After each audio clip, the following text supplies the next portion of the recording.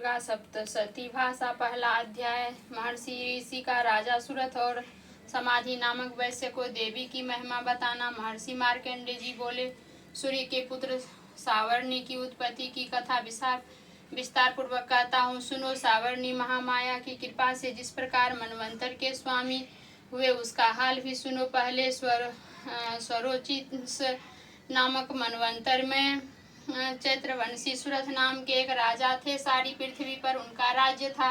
वह प्रजा को अपने पुत्र के समान मानते थे, तो भी कोलाविंदवशी राजा उनके शत्रु बन गए। दुष्टों को दंड देने वाले राजा सुरथ की उनके साथ लड़ाई हुई। कोलाविंदवशियों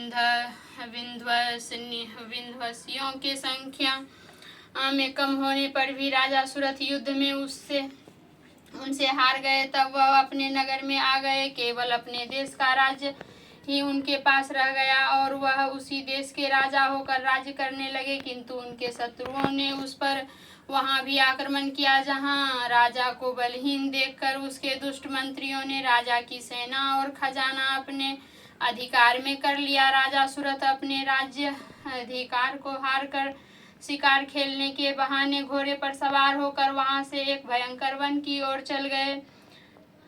उस वन में उन्होंने महर्षि मेधा का आश्रम देखा। वहां मेधा महर्षि अपने शिष्यों तथा मुनियों से सुशोभित बैठे हुए थे और वहां कितने ही हिंसक जीव परम शांत भाव से रहते थे। राजा सुरथ ने महर्षि मेधा को प्रणाम किया और महर्षि ने भी उनका उचित सत्कार किया। राजा सुरथ महर्षि के आश्रम में कुछ समय तक ठहरे। अपने नगर की ममता के आकर्षण से राजा अपने मन में सोचने लगे, पूर्व काल में पूर्वजों ने जिस नगर का पालन किया था वह आज मेरे हाथ से निकल गया। मेरे दुष्ट एवं दुरात्मा मंत्री मेरे नगर की अब धर्म से रक्षा कर रहे होंगे या नहीं।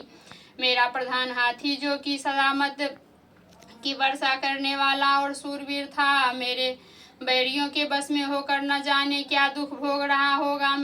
मेरे आज्ञाकारी नौकर, जो मेरी कृपा से धन और भोजन पाने से सदैव सुखी रहते थे और मेरे पीछे पीछे चलते थे, वे अब निश्चय ही दुष्ट राजाओं का अनुसरण करते होंगे। मेरे दुष्ट एवं दुरात्मा मंत्रियों द्वारा व्यर्थ ही धन को व्यय करने से संचित किया हुआ मेरा खजाना एक दिन अवश्य खाली हो जाएगा। इस प्रकार की बहुत सी बातें सोचता हुआ राजा निरंतर दुखी रहने लगा। एक दिन राजा सुरथ ने महर्षि मेधा के आश्रम के निकट एक वैश्य को देखा। राजा ने उससे पूछा, भाई तुम कौन हो? यहाँ तुम्हारे आने का क्या कारण है? तुम मुझे शोकग्रस्त अनमने से दिखाई देते हो, इसका क्या कारण है? राजा के यह नम्र वचन सुन वैश्य ने महाराज सुरथ को प्रणाम करके कहा। वैश्य बोला, राजन, मेरा नाम समाधि है। मैं धनियों के कुल में उत्पन्न एक वैश्य हूँ। मेरे दुष्ट स्त्री पुत्र आदि को ने लोभ से मेरा सब धन छीन लिया है और मुझे घर से निकाल दिया है। मैं इस तरह से दुखी होकर इस वन में चला आया हूँ और यहाँ रहता हुआ मैं इस बात को भी नहीं जानता कि अब घर में इस समय सब कुशल है या नहीं। यहाँ मैं अपने परिवार का आचरण संबंधी कोई समाचार भी नहीं पा सकता कि वे घर में इस समय कुशल पूर्वक है या नहीं। मैं अपने पुत्रों के संबंध में यह भी नहीं जानता कि वे सदाचारी है या दुराचार में फंसे हुए हैं। राजा बोले, जिस धन के लोभी स्त्री पुरुषों ने तुम्हें घर से निकाल दिया है, फिर भी तुम्हारा चित्त उनसे क्यों प्रेम करता है?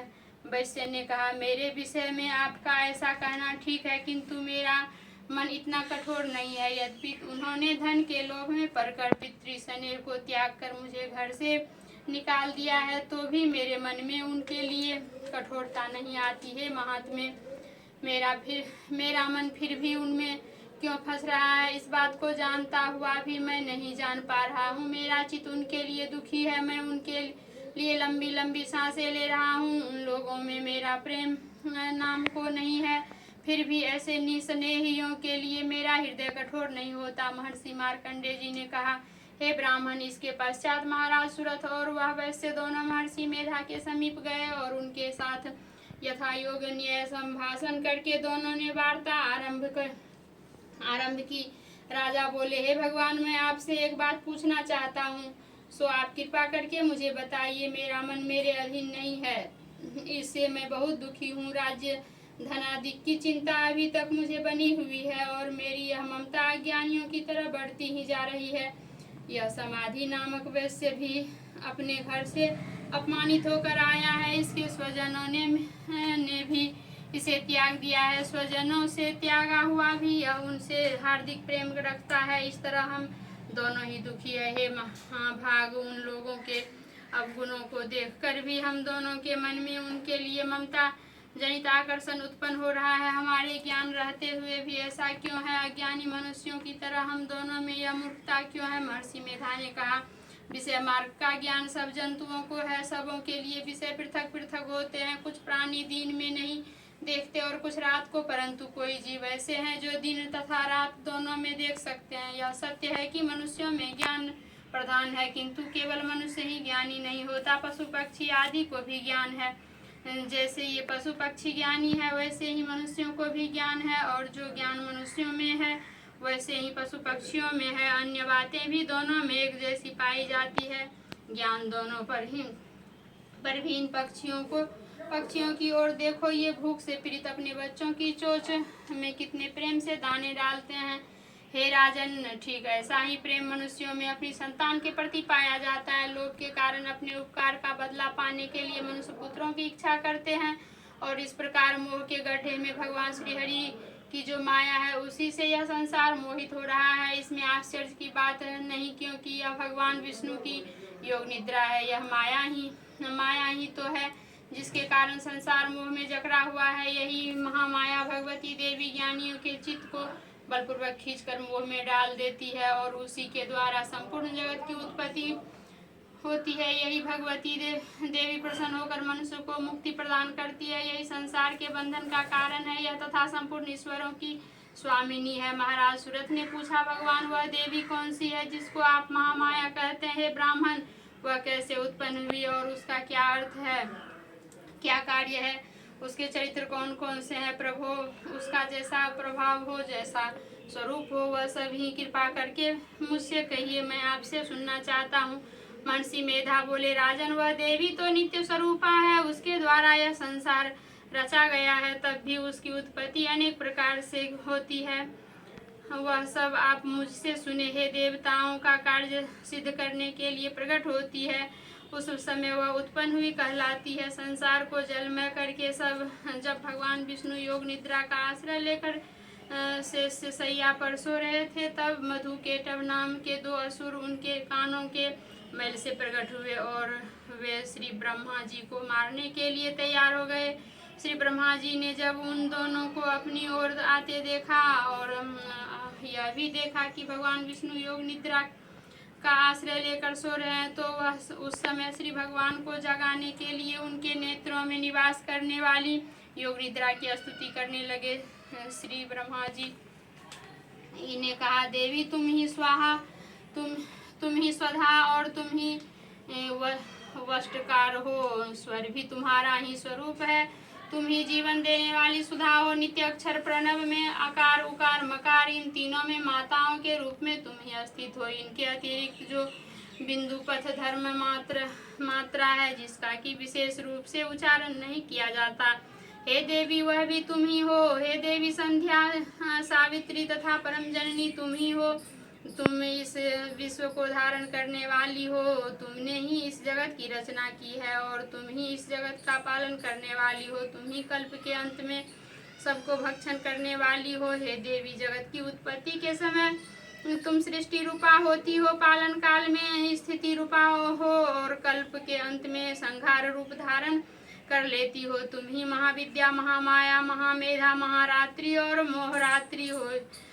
श्री ईश्वरी हो, और बोध स्वरूपा बुद्धि भी तुम ही हो। लज्जा, पुष्टि, तुष्टि, शांति और क्षमा भी तुम ही हो। तुम खड्ग धारिणी, शूल धारिणी, घोर रूपा तथा शंख चक्र गदा और धनुष के धारण करने वाली हो। बाण, भुसुंडी और परिध, ये भी तुम्हारे ही अस्त्र हैं। तुम सौम्य और सौम्यतर हो। यही नहीं, बल्कि जितनी भी सौम्य तथा सुंदर वस्तुएं इस संसार में है, उन सब से बढ़कर सुंदर तुम हो। पर और अपर सबसे पर रहने वाली सुंदर तुम ही हो। हे सर्वस्वरूपे देवी, जो भी सत असत पदार्थ हैं और उनमें जो शक्ति है वह तुम ही हो। ऐसी अवस्था में भला तुम्हारी स्तुति कौन कर सकता है। इस संसार की सृष्टि, पालन और संहार करने वाले जो भगवान है, उनको जो भी तुमने निद्रा के वशीभूत कर दिया है, तो फिर तुम्हारी स्तुति कौन करता है। मुझे भगवान विष्णु तथा भगवान शंकर को शरीर धारण कराने वाली तुम ही हो। तुम्हारी स्तुति करने की शक्ति किसमें है। हे देवी, तुम तो अपने इन उदार प्रभावों के कारण ही प्रशंसनीय हो। मधु और केटव जो भयंकर असुर हैं, इन्हें तो मोह में डाल दो और श्री हरि भगवान विष्णु को भी जल्दी जगा दो और उनमें इनको मार डालने की बुद्धि भी उत्पन्न कर दो। महर्षि मेधा बोले, हे राजन, जब श्री ब्रह्मा जी ने देवी से इस प्रकार स्तुति करके भगवान को जगाने तथा मधु और केटव को मारने के लिए कहा, तो वे भगवान श्री विष्णु के नेत्र, मुख, नासिका, बाहु, हृदय और वक्ष स्थल से निकलकर ब्रह्मा जी के सामने खड़ी हो गई। उनका ऐसा करना था कि भगवान श्री हरि तुरंत जाग उठे और दोनों असुरों को देखा, जो कि अत्यंत बलवान तथा पराक्रमी थे और मारे क्रोध के जिनके नेत्र लाल हो रहे थे, और वे ब्रह्मा जी का वध करने के लिए तैयार थे। तब क्रुद्ध होकर उन दोनों दुरात्मा असुरों के साथ भगवान श्री हरि पूछे 5000 वर्ष तक लड़ते रहे। एक तो वे अत्यंत बलवान तथा पराक्रमी थे, दूसरे महामाया ने भी उन्हें मोह में डाल रखा था। अतः वे श्री भगवान से कहने लगे, हम दोनों तुम्हारी वीरता से अत्यंत प्रसन्न हैं, तुम हमसे कोई वर मांगो। भगवान ने कहा, यदि तुम मुझ पर प्रसन्न हो तो अब तुम मेरे हाथों से मर जाओ, बस इतना सा ही वर मैं तुमसे मांगता हूँ। यहाँ दूसरे वर से क्या प्रयोजन है। महर्षि मेधा बोले, इस तरह के जब वे धोखे में आ गए और अपने चारों ओर जल ही जल देखा, तो भगवान श्री हरि से कहने लगे, जहाँ पर जल न हो, सूखी जमीन हो, उसी जगह हमारा वध कीजिए। महर्षि मेधा कहते हैं तथास्तु कहकर भगवान श्री हरि ने उन दोनों को अपनी जांघ पर लिटाकर उन दोनों के सिर काट डाले। इस तरह से यह देवी श्री ब्रह्मा जी की स्तुति करने पर प्रकट हुई थी। अब तुमसे उनके प्रभाव का वर्णन करता हूँ, सुनो। पहला अध्याय समाप्त।